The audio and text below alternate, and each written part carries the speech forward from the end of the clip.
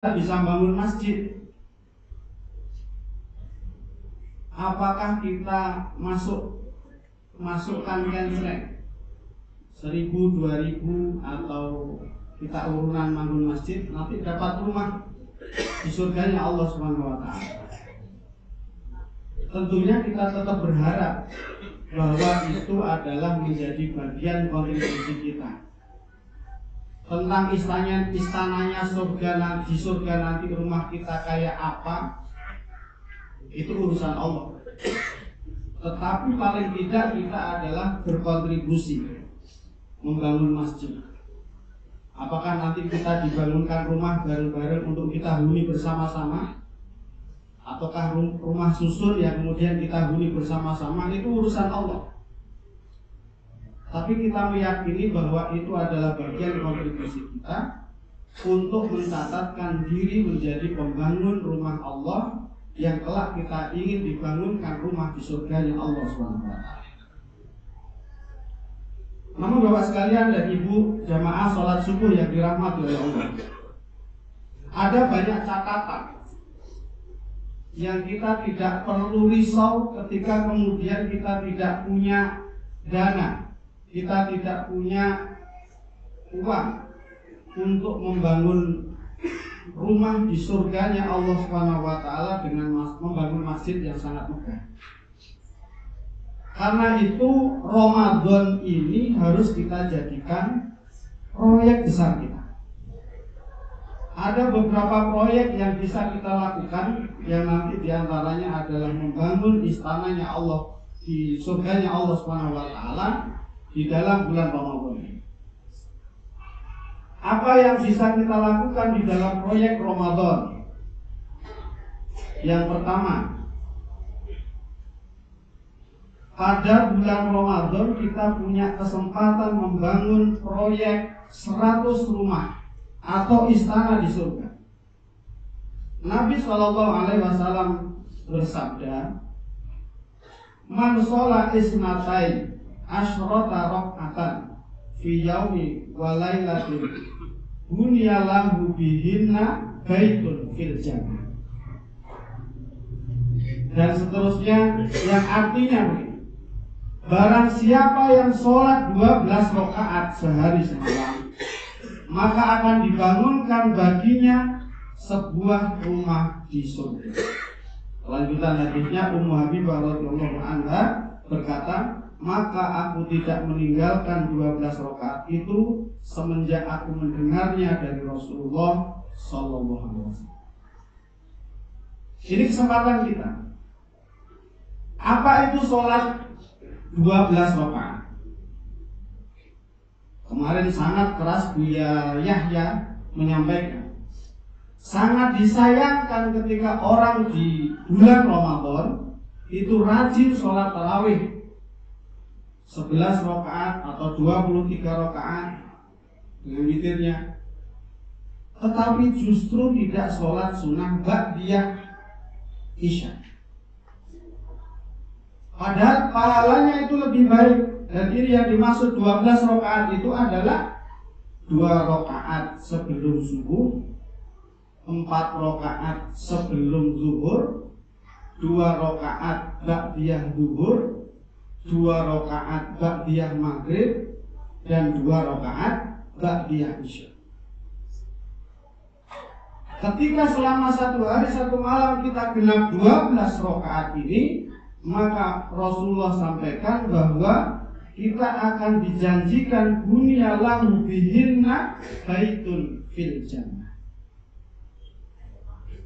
Tidak perlu membangun masjid, tetapi kita membangun kecakapan kita untuk melaksanakan atau kesungguhan kita melaksanakan sholat qobliyah dan ba'diyah yang muakkad.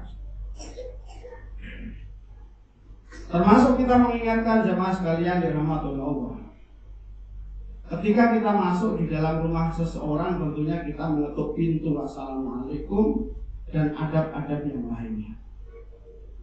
Salah satu adab penting ketika kita masuk masjid adalah kita tidak diperkenankan melakukan aktivitas apapun ketika masuk masjid sebelum melaksanakan sholat sunnah. Ketika dari rumah sudah sholat sunnah, sudah wudhu, berarti kita langsung sholat tahiyat masjid.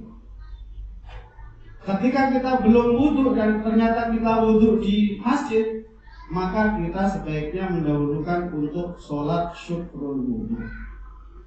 Kalau ternyata waktunya sudah mepet, maka salah satunya yang bisa kita lakukan adalah langsung sholat qobliyah zuhur misalnya, qobliyah subuh. Dan bahkan ada yang mengatakan kita tidak boleh duduk sebelum kita melaksanakan sholat sunnah. Kalau di masjid biasa kita melaksanakan tahiyatul masjid sebagai penghormatan kita kepada tuan rumah, yaitu Allah Subhanahu wa taala. Di rumah Allah Subhanahu wa taala, yaitu dengan sholat sunnah terlebih dahulu. Kalau di Masjidil Haram penggantinya adalah tawaf. Jadi tahiyatul masjid itu diganti dengan tawaf keliling Ka'bah 7 kali.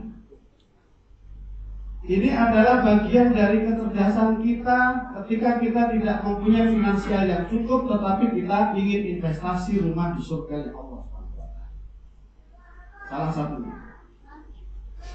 Bila selama Ramadan ini kita bisa menjaganya, maka ternyata kita sudah investasi membangun rumah 30 rumah selama Ramadan. Mumpung kita semangat, mumpung kita punya modal sekarang. Modalnya adalah semangat Ramadan. Ini kesempatan kita untuk melengkapinya menjadi 100 rumah atau berapapun rumah yang kita ambil proyeknya, yaitu mengamalkan hadis yang lain. Man qara'a qul huwallahu ahad hatta yahtimaha asra marrat banallahu lahu qasran fil jannah. Barang siapa membaca qul huwallahu ahad 10 kali, maka Allah membangunkan istana di surga. Umar bin Khattab berkata, kalau begitu saya akan memperbanyak wahai Rasulullah. Rasulullah bersabda, istana Allah lebih banyak dan lebih bagus. Kita mau ngambil apa juga? 10 kali qul huwallahu ahad sehari. Kalau kita perbanyak sehari itu 30 kali, maka kita mendapatkan 3 istana pada. Kalau 30 hari, kita mendapatkan 90 istana selama sebulan. Ini adalah janji Allah SWT melalui Rasulullah SAW. Jika setiap hari kita membacanya, maka ini adalah sebagai bagian investasi kita untuk membangun istana di surganya Allah SWT. Proyek yang kedua adalah pembebasan api neraka, yang sudah banyak dibahas. Sesungguhnya Allah membebaskan sekian banyak orang dari neraka saat buka puasa, dan itu terjadi setiap malam. Inilah jamaah sekalian dirahmati Allah. Proyek yang lain, ketika kita tidak ada dana dan kemudian kita bermimpi, kapan ya saya bisa umroh, kapan saya bisa haji, maka saya bacakan di sini adalah sabda Rasulullah SAW. Man shalla ghada fi jama'ah summa qa'ada yadhkurullah hatta tatlu asy-syams summa shalla rak'ataini kanat lahu ka'ajri hajjatin wa umratin. Qala Rasulullah sallallahu alaihi wasallam tamatin. Barang siapa yang sholat subuh berjamaah, kemudian duduk berzikir sampai matahari terbit, kemudian sholat 2 rakaat, maka ia mendapatkan pahala seperti pahalanya haji dan umroh tamah, sempurna, sempurna, sempurna. Ketika kita tidak membayangkan kapan bisa naik haji, kapan bisa umroh, ini adalah solusi.